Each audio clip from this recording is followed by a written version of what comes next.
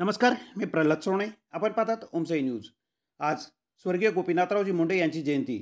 वयाच्या ऐन 25शीत 1970मध्ये परळी अखिल भारतीय विद्यार्थी परिषदेचे काम करीत असतानाच ते संघाच्या संपर्कात आले. त्यांचे कर्तृत्व बहरू लागले. अशातच मुंडेंच्या राजकीय कारकिर्दीची सुरुवात 1978 साली बीड जिल्ह्यातून निवडणूक लढवून झाली. त्यानंतर त्यांनी कधी मागे वळून पाहिले नाही. मराठवाडा विद्यापीठ आंदोलनात मुंडे सहभागी झाले होते. नामांतर आंदोलनात त्यांनी तुरुंगवासही भोगला. जनसंघापासून सुरुवात झालेल्या भाजपला मुंडेंनी राष्ट्रीय पातळीपर्यंत नेण्याचे काम इमाने इतबारे केले. पक्षाला संघाच्या शिस्तबद्ध पठडीतून बाहेर काढून त्यांनी सर्व समावेशक बनविले.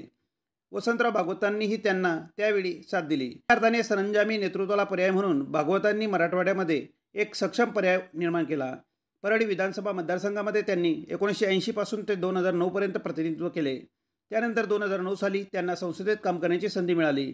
त्यांनी 2009 ते 2014 पर्यंत बीड लोकसभा मतदारसंघाचे नेतृत्व केले. ते भाजपाचे लोकसभेतील उपनेते होते.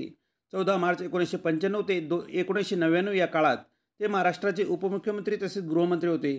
स्वर्गीय गोपीनाथरावजी मुंडे यांची जयंतीनिमित्त जामनेर भारतीय जनता पार्टीच्या कार्यालयामध्ये स्वर्गीय गोपीनाथरावजी मुंडे यांच्या प्रतिमेला पुष्पहार अर्पण करून अभिवादन करण्यात आले.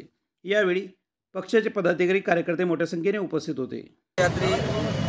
लोकनेते स्वर्गीय गोपीनाथजी मुंडे साहेबांच्या जयंतीनिमित्त मी भारतीय जनता पार्टी जामनेर तालुक्याच्या वतीनं, नामदार गिरीश भाऊ महाजन यांच्या वतीनं, समस्त तालुक्यावासियांच्या वतीनं मुंडे साहेबांना विनम्र अभिवादन करतो.